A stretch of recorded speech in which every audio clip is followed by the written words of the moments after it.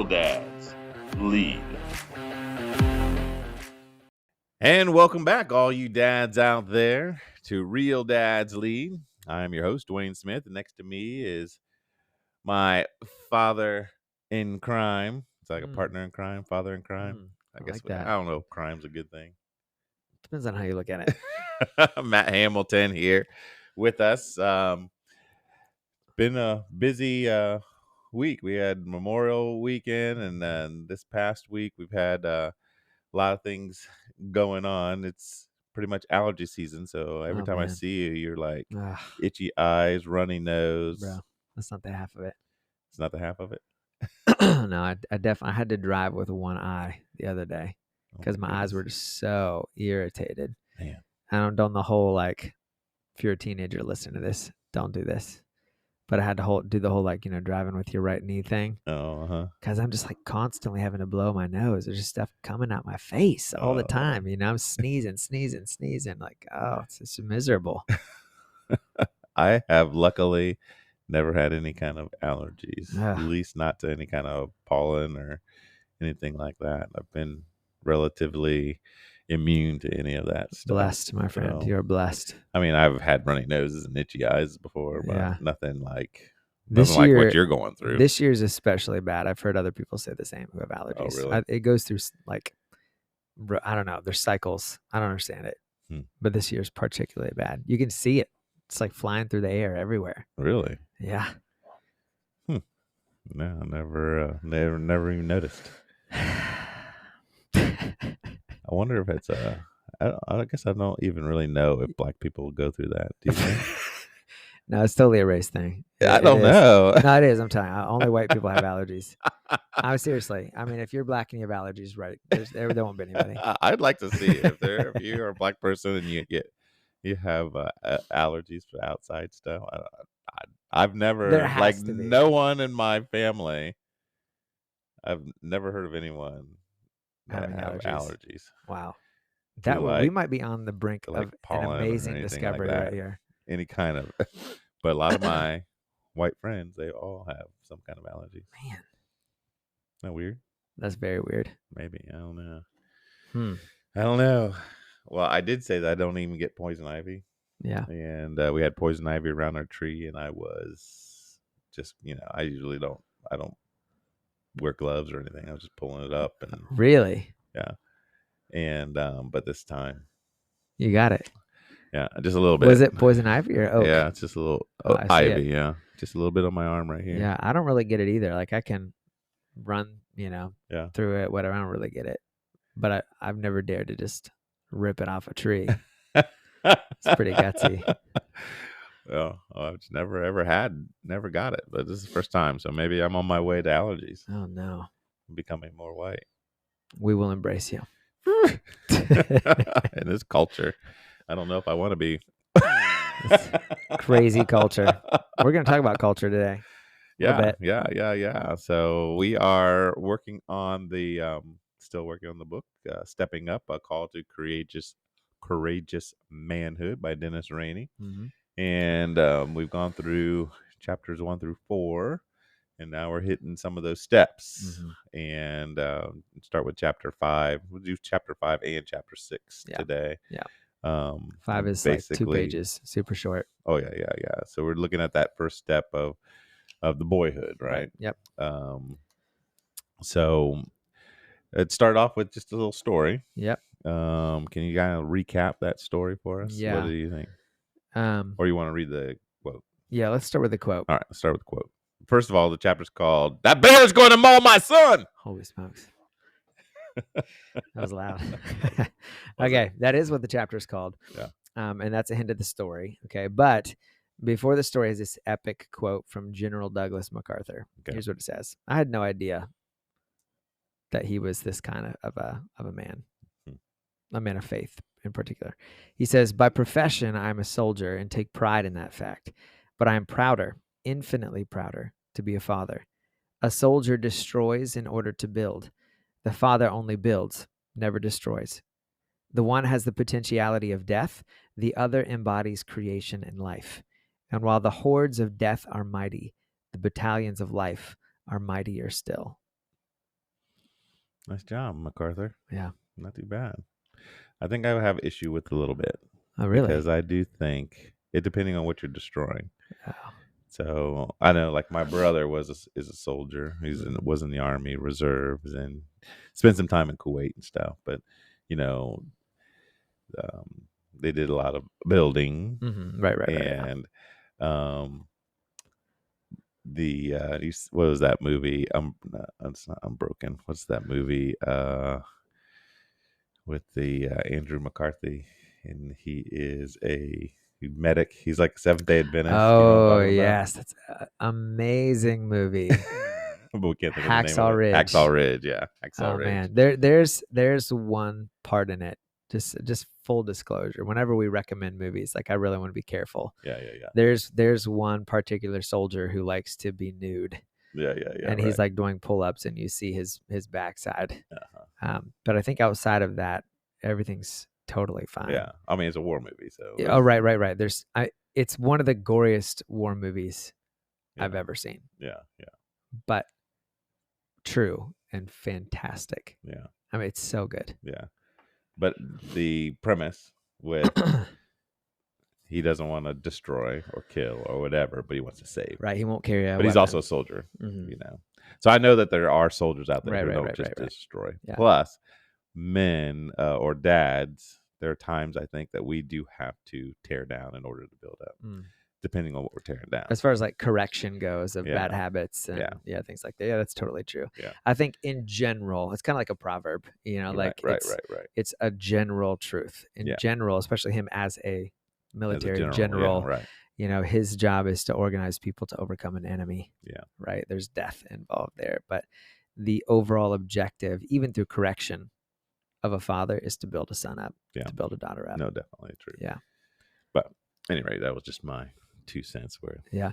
No, it's a fantastic quote. And did we already read a quote from him, or is that coming up later in another chapter? Yeah, it's much longer. I think it is later. He actually writes a prayer out for his kids. It's beautiful. Okay. Well done, Doug. All right. So the story, that bear is going to maul my son. So essentially, just to recap, a father and a son, they've been hunting for years together. They go out, they're trying to take down a bull elk with an arrow. The dad's never done it. Son has several trophy elks. Son goes out. He's like committed to getting his dad an elk that day. Spends 30 minutes at a distance making the mating call of a female elk to try to draw this bull in. And the dad is just waiting there. He's 40 yards off. And finally, this massive bull elk comes by, and the dad's about to take the shot. But then the elk gets spooked, and the son looks over and he sees they're not the only one hunting this elk. And it's this massive grizzly. Right. The grizzly charges the son, probably thinking the same as the elk was, that this is another elk, right? A female elk, and he's going to take it down. Attacks the son. The dad, he says that he sees what's happening, and in a flash, he sees his son as an infant in his arms. And he, without hesitation, picks up the arrow and doesn't even really aim. There's just something intuitive about it, apparently. And that morning he had prayed, Lord, guide my arrow today. He meant for the elk, right? But now God had something else in mind. He picks it up and just lets this thing fly. Doesn't know whether or not it hits the bear at that point. Yeah, because the bear's not flinching, and he's still going after the son. Right, and the son is putting his arms up, trying to grab the son, keep it from biting him. Yeah. So the dad runs over and starts beating this bear on the head, and to his surprise, the bear takes off, and only what was like 100 yards later, something like that, the bear drops down dead. And they go over and they find that the arrow had narrowly missed the son and perfectly penetrated the aorta of the bear. Right. So he saved his son. Yeah. So basically the moral of the story was like, there's nothing that a dad will not do to save his children. Yeah. There's nothing. Yeah. That was a great story. It was a fantastic story. It was real. I mean, I know to read it was one thing, and then to listen to it on the like on Spotify or whatever, it was pretty cool too. Yeah. So. And that wasn't the end of, that's not the only thing that he did for his son. His son went into shock afterwards, and he ended up getting him out miles away. Yeah. Get him to the hospital. Mm-hmm. And yeah, that's incredible. And he was still talking about making sure his son still wanted him to get that elk. Right. There was an elk There a little was an ways elk off, and on the the dad way. I was like, refused. no, yeah, we're not. Yeah. He was like, I'm going to stay He's here and take like, care of you. yeah. I wonder if I'd like to hear the one the other side of the story. If you've ever killed a bear before, because that'd be a first too, Oh, yeah. right? That's true. Did they take that bear away? Is that thing be going up in my living A room? trophy bear? Wow. Yeah. I know a guy that had a 9-foot grizzly standing in his living room. Yeah. So the chapter ended how? Yeah. So Dennis says most of us thankfully have never faced a threat quite as powerful as a grizzly bear. But I believe all of us are given opportunities to courageously step up for our sons. As your son moves through the stage of boyhood, he needs you and your protection in a dangerous culture. Mm. He needs your training, teaching, and tough love. He needs you to lay aside any obstacles or fears and courageously get involved in his life. Yeah. And we were talking a little bit beforehand. I wanted to play off that first sentence there. He says, thankfully, most of us have never faced a threat quite as powerful as a grizzly bear, right? Yeah. Obviously, a grizzly bear is extremely physically powerful, Right. but culture is comparatively infinitely more powerful Yeah. than a grizzly. Right. And we have to be willing to stand between the two to Right. protect our children from the onslaught of all the evil, whether it's evil activity or just evil ideas Yeah. that are threatening to overtake our children. What goes in must come out. And so we have to protect. We have to be a filter of sorts. We have to be a guardian of our home, Yeah. and of each of our children. Yeah. And it's difficult. It's very difficult. So difficult. Inevitably, things are going to slip by. Inevitably. Yeah. But that doesn't mean you don't try. That doesn't mean you don't keep out as much as you can. Yeah. It just means that when you find something has slipped by, maybe when they're at school or they're at a friend's house or whatever, as soon as you become aware of it, you need to start dealing with it. Yeah. Here's the biggest problem I have in that area is that there are parts of me that wants to also, I know this whole, the whole book is designed to talk about the different steps of maturity towards courageous. I don't know why it's so difficult for me to say that, courageous manhood. And he talks about in the next chapter that, there's a problem that boys sometimes stay. You could be 40 years old and still be in that boyish mindset. But there is something in the heart, I think, of men in general that they wish to go back to that boyish mindset at times. And sometimes that's difficult. So when you're talking about things like social media or being, the video games or things that the boys these days like, and then you get older and there's times where you still want that at times, and it's difficult to like police your social media, for example, in my home when I also enjoy the social media. I am much more aware of the trappings, and I'm much more aware of the pitfalls. So I can avoid them, but trying to police it when I also understand the lure and enjoyment and things like that is difficult for me. But for me personally, it's with my boys, it's been a more of a, my kids are more old school, and I do think that their strong desire to please God and a strong desire to be strong men have influenced them. So they don't have a terribly difficult time of taking social media fasts, or I mean, they recognize like I'm spending way too much time on YouTube or Instagram or whatever it is, and they recognize those things, and then they'll just, I'm not on this for a while type thing. I'm not exactly sure what anything that I've done to encourage that, but you know, me personally, we've talked. There are times I have to take time off of different things, Yeah. and especially, and it may not be whatever social media that my kids are doing, but social media that's giving me news feeds Uh-huh. or giving me things that I just, I'm devouring all the time, and it's taking my time. Yeah, yeah. Um, That scroll. yeah, it's just very easily to get entangled in. Mhm. But that's a grizzly bear that I think we do need to be aware of. Like when in the story, he was saying that he was beating it and it went away, and his son's like, "Shoot it again, shoot it again." He's like, "I'm not." I'm just gonna keep an eye on it. Yeah. Just keep an eye on it. Yeah. And I think that's what we need to do at times. All right, we need to keep an eye on it, Mm. because there are good things with social media as well. Yeah. And that's the hard thing too. It is hard. This just came to me, just a potential comparison. Isn't social media similar to a movie with a good storyline and even some good morals, life lessons to take away from, but that has sexual scenes in it, Yeah. I'm not going to let my kid, Or just one sexual scene. or just one sexual scene in it. Yeah. I guess when I said scenes, I was thinking also things like innuendos and Yeah, yeah, yeah. whatever.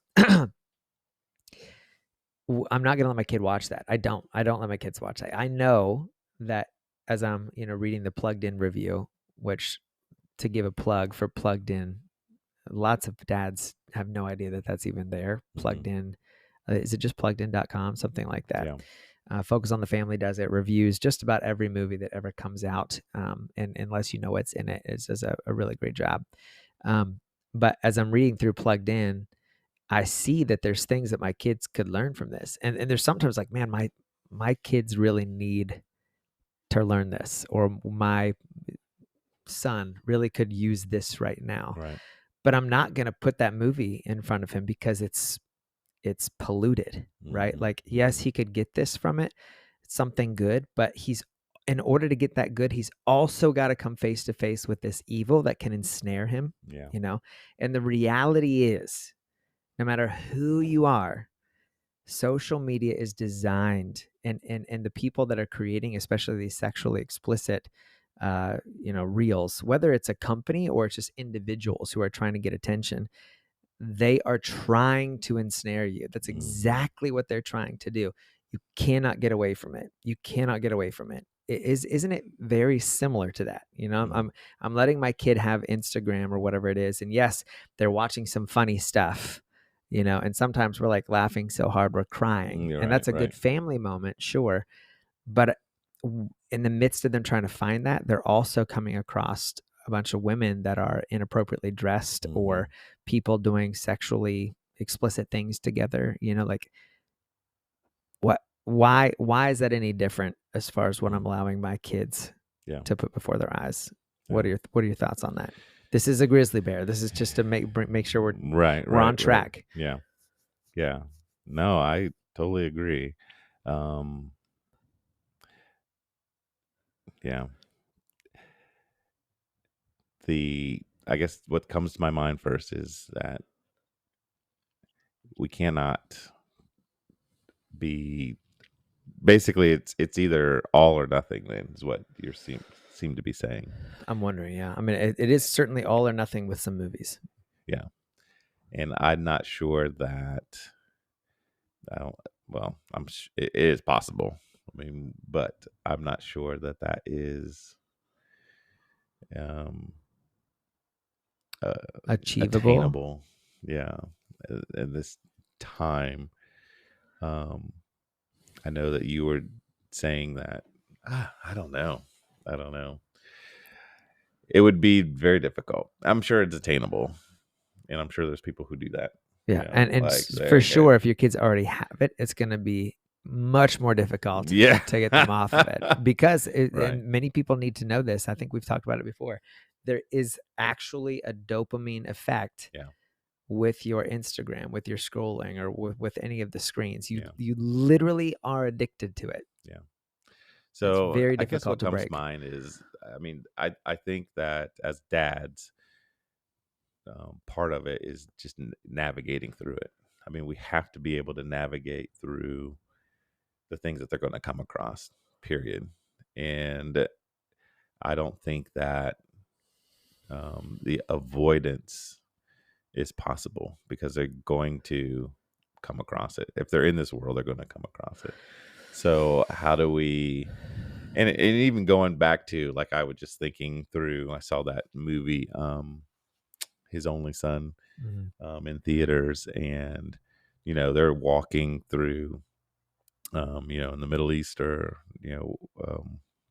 and they're walking through, and then there's this guy who's got all of these prostitutes, and he's like, "Hey, you guys, you're travelers, come Right.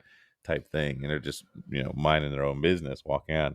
So at even, I don't know how accurate that was, but I'm sure, just reading through some of the history of Yeah. those societies, that this is not, even though it's easier access now, um,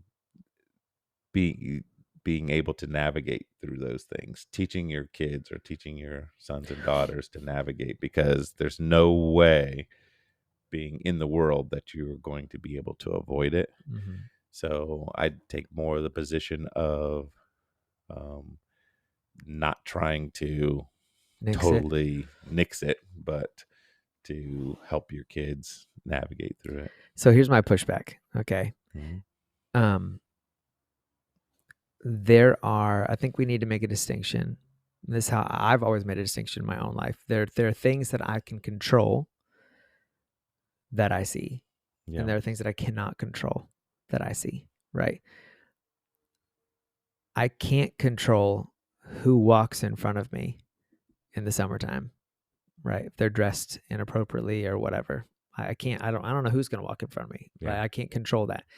And it's not my fault if somebody walks in front of me. What I do afterwards is up to me. Like, I can control looking away or going a different route or something like that, but I can't control something that happens in real time in my life, in most cases. But I can control what I deliberately put in front of my eyes, and what I put on my phone, what I put on my TV. Like, I can control those things, and I can avoid them. Yeah. You know what I'm saying? Yeah. It's the simple concept of, like in Proverbs, it talks about the adulterous woman. There's a corner that she stands on. There's a way that leads to her house, right? The assumption is, where she lives. Don't go down that road at night. Don't do it. Right. If she happens to be on another corner that she's typically not on, you can't control it, but you know where she typically is. You know the road that leads to her house, so you don't go that way. I think that's very much like what life is. If in this situation, I think Instagram may be like that road. You know that the adulterous woman, the temptation, lies on that road, so don't go down that way. It's not a necessity to your life. Like, I can, if I need to get to point B, there's another road I can take. I don't need to go down her road. If I need to get this information, Instagram isn't the only road to getting that information. I can go someplace else. Or if I want a good laugh, Instagram's not the only place where funny things happen. I can go someplace else, right? If I want some fun family time, Instagram's not the only way for that to happen. We can do it some other way. You see what I'm saying? If I know that temptation is there, I need to eschew that temptation. I'm gonna go around it. If I come across it some other way, like in His Only Son, they're walking on their way someplace, and there happens to be this caravan or whatever of prostitutes, and he offers it. That's something you can't control. Right. But there's a big difference in a temptation coming that's out of your control, unexpected, and putting temptation in front of your own eyes and in the hands of your own child when they're not ready for it. Because there's also an age thing, like, I mean, as we get older, we get more mature. I mean, hopefully my kids, by the time they leave my house, they're going to be more mature than they are right now. Right. And they'll be able to handle those things a little bit more. A 13, 14-year-old, they can't handle it. They can't handle it. If the average age, as we've said before, for a boy to be experiencing pornography is 9, I mean, obviously, that's way too young. They cannot handle that. Yeah. And how many 9, 10, 11, 12-year-olds have their own phones now with internet access? It's just not smart. Yeah. It's stupid. So you are saying that there is an age proponent to it. So you're not saying get rid of all social media. My kids, are 18 or 16, I 17, mean, when they 18. get well, I think it depends on the kid. Mhm. And I think there can be trial periods. It's totally fine. If you're thinking I'm gonna give my kid a phone and he's gonna have access to all these social media accounts when he's 16, I'm gonna tell him beforehand that there's a trial period, and it's not because I'm trying to rule his life. It's because I care for him. And if you're really struggling with it, Mhm. we're gonna take it away. Yeah. Like you're gonna have to sell that phone, and we're gonna get something Yeah. simpler. That still meets your basic needs, Yeah. right? But But otherwise, I don't think there's anything wrong with the kid not having his own smartphone until he's graduated. I don't think there's anything wrong with that. And if your immediate concern is his friends are going to make fun of him, okay. I mean, his friends are going to make fun of him for other things anyway. Yeah. He will get over it, and so will they. It will be a short-lived joke. Hmm. But the addictions that can come with having phones early will not be short-lived Mm-hmm. for most people. Interesting.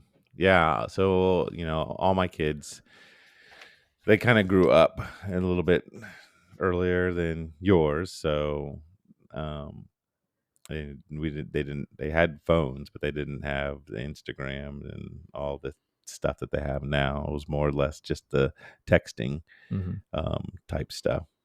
And then eventually, as they were older, some of that other stuff started to come in. But and so it was a little bit more sneaky as far as the some of that social media coming in, because it wasn't like prevalent at their age when they had phones and stuff. But I mean, I totally understand.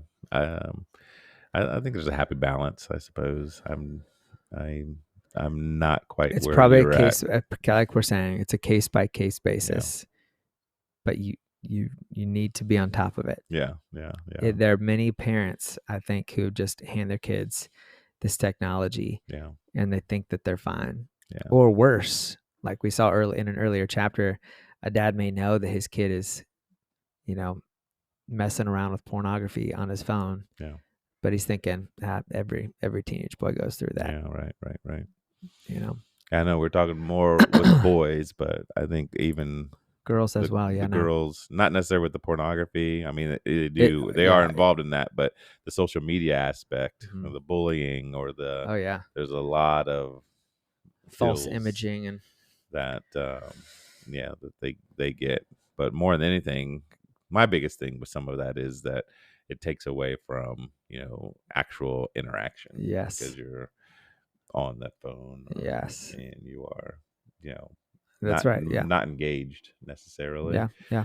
And so, I mean, that's probably one of the things that we talk about the most, but it's even difficult then. Like, hey, we need to put our phones down. Yeah. Because they are socializing, but they're socializing, through the internet. Yeah. So I was talking with our youth pastor the other day, and we were just talking about how it is a ploy of the devil to separate kids from their parents. That social media is, or just in general. And I'm applying it though to social media. Yeah. I mean, if the average is, as we've said before, the average time that a school age child is spending on his phone is 7 to 9 hours a day. And in that, when we quoted that, it was 30 minutes in conversation a week with his dad, the average school. It makes me nauseous every time we talk about it. But man, I mean, what is happening when they're scrolling their phone or they're playing their video games, scrolling Instagram, playing their video games, just texting, whatever, for hours on end? What's happening? They're not around you. They're not around the people that have the most experience in life, that care about them the most, right? That are trying to lead them in a godly way. They're not around those people. Yeah. They're around people with far less experience who are going through the same issues and have just as much, if not less, a clue as to how to navigate life, right? Who are getting their own information off of TikTokers and Instagrammers. This is just a recipe for disaster. So would you feel the same way if they were just off and aloof and reading a book? Like they're not with you, but they're... I mean, I would feel better about it. Why? Not just the time aspect, because of what they're consuming. I mean, I guess if you tell me they're reading not good books, then yes, that's a concern. But I also don't think nobody's reading books. Well, there's maybe some people out there who are reading books for 7 or 9 hours a day. I just don't know who they are. I don't think they exist. They may not be human if you know someone like that. Well, now that... You've never read a book for 7 or 9 hours a day, have you? No, definitely not. I've read it. I've read a video book. Yeah, I've read an audio book. But you're saying just the distance. Yeah. No, I totally. If my kid was always consumed with books, or off doing something, whatever it is, by himself all the time, yes, I would say, look, we need to spend more time together. You do need to be with other people. That's true. Yeah. So it's not the medium per se. Each medium, there are some mediums that are worse than others, and I'm saying social media is worse because of the other stuff it introduces to your child's life, the dopamine effect that screens cause, etc. I mean, the list can go on. Yeah. That books don't cause. The family time, being disconnected from your parents, is only one aspect of it. But I mean, it'd be interesting to find some studies on kids that are not on social media, who don't have smartphones. They may have phones, but not smartphones. How much time they spend interacting with real live people, doing real physical things, which is just great for your overall development. Yeah. But even that could be bad, depending on who they're hanging out with or what have you. And they're not spending time with family. They're there's always other issues gone with their... to consider. Yeah, who are they hanging out with? Right, that's obviously something. But typically, if you have a good home life, like you might, I think this is a very real experience for many people. They have a good relationship with their kids, and their kids are not hanging out with bad kids. It's not an issue. I know many families like this. But as soon as their kids get a phone, they start to zone out. They start to become more irritable. They start to become more grumpy. They spend less time with the people that are actually around them. That happens all the time. Yeah. And as soon as you get rid of the phone, there's an initial battle for sure. But as soon as you get rid of it, it starts to go back to normal. They start spending time with their friends. They start spending time with you. There's less irritability, less grumpiness. We've experienced this in our own house. And we know of other people that have experienced it as well. So anyway, the point of the passage to bring up, because we've not gotten off course here. Yeah. The point of the passage is that there are grizzlies out there, and the primary grizzly that he's pointing out here is culture. Culture, it seems throughout history, always becomes more and more corrupt. From whenever a culture is initially formed, it's just the things just... It's like the law of thermodynamics. I mean, it starts to go south. It just does every single time. And it seems, are on the tail end in our culture. Our kids are surrounded by things that threaten their present and their future. Relationships, spiritual well-being, how they're going to live for the Lord. All of that is affected by the culture today. And we as dads, to ride off of last chapter, we're the ones who have to take the initiative in our house to make sure that they're protected. Right. We're the ones who have to stand in the gap and say, no more of this, or less of this, whatever it is. And you can't be afraid to step into that role. Sometimes I've not stepped into that role. Sometimes it's because I'm afraid to make the wrong decision. It gets back to my perfectionism that I talked about in a recent podcast. Sometimes I'm like, I can't make this decision right now. I don't want to listen to your complaining about it. Right. Which you've mentioned in the past. It's something we all face. We can't do that. We have to put that to the side for the sake of our children and for the sake of our home. And to kind of give a tip off to the next chapter coming, he speaks about how every man needs a GPS. Every boy needs a GPS. And that sense of understanding of how life ought to work and how you can make it work well, he's supposed to get that from his dad, right? Not from culture. Right. So we need to stand between the two, protect them from the evils, and the evils that they can't escape. We have to teach them how to navigate. Yeah. To your point. And then we have to teach them what a real successful life looks like in relationships toward God, etc. So we're going to get into that next chapter. Yeah. All right. Was there any last things that you wanted to touch base with? Other than we should probably ask forgiveness, because we said we were going to do chapters 5 and 6. But you're long-winded. Chapter 5 is 2 pages. We just got almost 40 minutes out of it. I know. So that's good. Sorry about that. No, we'll do chapter 6 next time. And that's entitled What Every Boy Needs. Mm-hmm. So hopefully we can start, because we're throwing out a lot of stuff, but not really any kind of solutions necessarily or strategies. That's right. For that. So let's tackle some of that next time. Yep. All right, Matt. Thank you guys for listening, and hopefully you enjoyed it as much as we did. So just always remember that real dads lead.